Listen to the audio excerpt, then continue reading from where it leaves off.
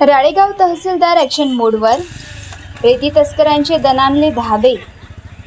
राळेगाव तालुक्यातून वर्धा नदी वाहत असल्यामुळे राळेगाव तालुक्यात रेती घाट फार मोठ्या प्रमाणात वाहत आहे। तालुक्यातील रोहिणी व हिरापूर घाट सध्या सुरू आहे। या रेती घाटवाल्यांना शासनाकडून काही नियम बंधन घालून देण्यात आले।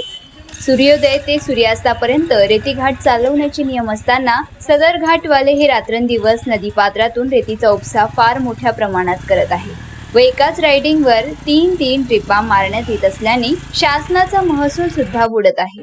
सदर बाबी निदर्शनास येताच राळेगाव तहसीलदार अमित भोईटे ॲक्शन मोडवर आलेले दिसून येत आहे। मागील 20-25 दिवसात अवैध तस्करी करणारे ट्रक व ट्रॅक्टरवर फार मोठ्या प्रमाणात कारवाई करण्यात आल्या, तर स्वतः रात्रभर राळेगाव तहसीलदार आपल्या पंचासह पेट्रोलिंग करत आहे। यामुळे रेती तस्करांमध्ये फार मोठी खळबळ उडाली आहे। राळेगाव तहसीलदार अमित भोईटे साहेब यांच्या कारवाईचे सर्व स्तरावरून स्वागत करण्यात येत आहे।